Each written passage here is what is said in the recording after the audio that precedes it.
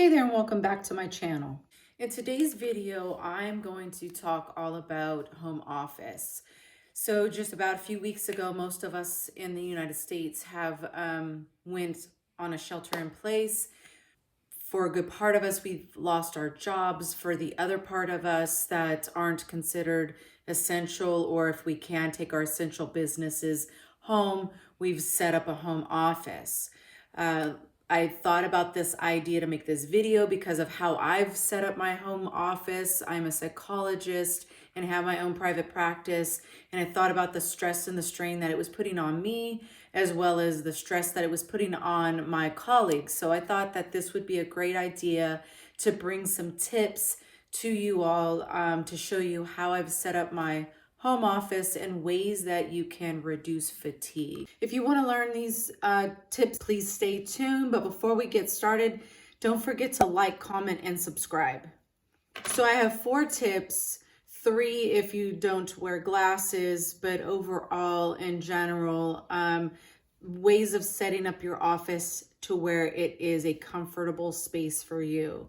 Everything that I'm discussing today, I feel is very important to have in your office and set up correctly. So for me, the most important thing was lighting. So in our offices, we typically don't worry about lights. We can open curtains or turn on the office lights that we have. And we've worked really hard at getting our environment at our offices set up for us to be there 8 hours a day, 10 hours a day, 5 days a week, how much ever you work. We've set those offices up strategically and purposefully for us to be there. However, our homes haven't really been set up for us to work long periods of time in the home. So again, back to the lighting, it's very, very important to have great lighting. I have my desk in a 4x4 cubicle area that pops out of my master bedroom because I did not have a space to make into an office. But my area that I'm in sits in front of my bedroom window. So I'm able to look out the window. I can see the pool. I can open the blinds. So when I'm in my office, I typically open all of the blinds and I set up the space purposefully for me to be there for a long period of time.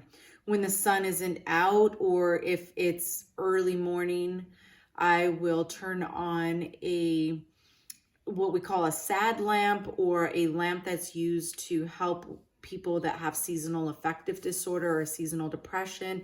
It is a bright light that, a UV light that mimics the sunlight, and I'll show you what it looks like right here. Lighting is a very important aesthetic to have in your office. The second thing is giving yourself work hours. Similar to when you're in your office, you have a time in which you are working. Maybe you have a time where you have meetings, you have a time for lunch, breaks, etc. The same applies at home. So during your work hours, you're not doing laundry in between or meal prepping for the next day. You want to stick to your specific work hours. For those of you that are do therapy like myself, I would suggest that you space out your clients throughout the day. For me, in my office, I can typically see 8 to 10 clients back to back without it having an effect on me. However, my home office is quite a bit different, whereas I can't fit in more than 3 clients back to back until I feel some fatigue. So be mindful, listen to your body, see what your body is telling you, what it needs. If you are starting to feel fatigue because you're backing up too many clients together or you're not taking enough breaks, you may need to extend your work hours in order to fit those breaks in, but it's very important to have those breaks.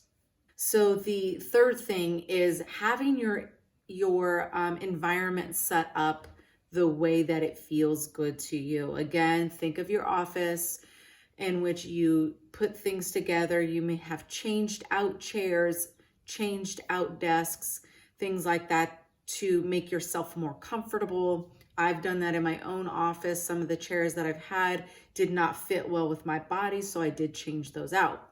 So the same thing applies here at home. Getting chairs that are comfortable for you, a desk at the right height. Maybe you don't want to sit at the kitchen table all day or at a bar all day doing your work. You want to actually set up an environment for you, whether like mine is. I'll show you a picture right here of how it's just kind of in a little spot. So again, setting your chair up. I brought my chair home from my office because I know it's a comfortable chair that I can sit in for many hours. As when I started my home office, the chair was hurting my back after a couple of hours. Be mindful of how you need to set up your area, making sure that you have pictures on the walls or things that are set up around you that makes this feel like an inviting space, even though it may be temporary for you. So the last thing I'm going to touch on is glasses. So if you wear glasses like I wear glasses, you want to make sure that your lenses are lenses appropriate for computer work, especially if that's where you're going to be working, which most of us are going to be working on our computers. You want to have lenses that are set up for you to look long-term at the computer.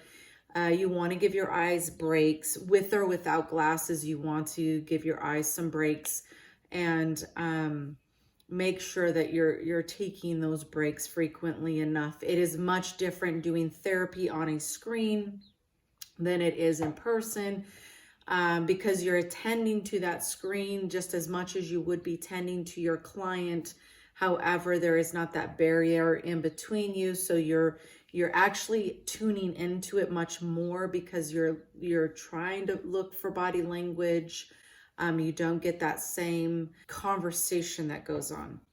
So you want to make sure that, again, you have the right glasses, they're the right prescription, making sure that you've had your eyes checked within the last year. If you wear glasses, I've just recently got a new prescription right when this started going on so that I had the right prescription to look at the computer screen.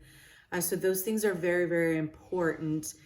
And all of these tips that I'm bringing up are ways for you to be mindful and overall reduce the fatigue that you may be experiencing by working a home office. Working in person has a different feel than it does at home. So again, remind yourself to have good lighting. Have your space set up for just you, whether it be private or not private. If you're doing therapy, you do need a private space. So setting up that space just for you, where it stays the way that you put it. You don't have to move it back and forth every day because that could be tiring in and itself. Have good lighting.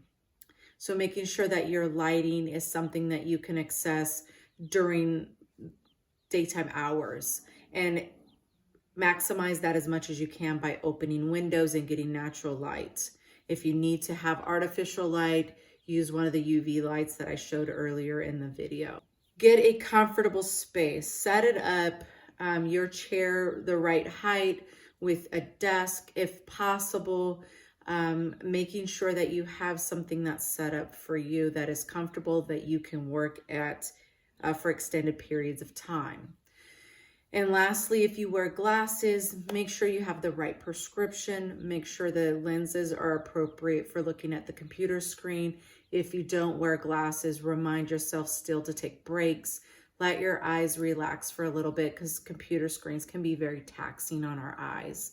So I hope this video was helpful for you all of how to set up your home office and how to get things going, get in your groove at home, and be able to make it through this quarantine or shelter in place with ease. And I will see you guys back on the other side when we're out in the community. But for now, enjoy, and I hope you like this video. Don't forget to like, comment, and subscribe. See you all soon.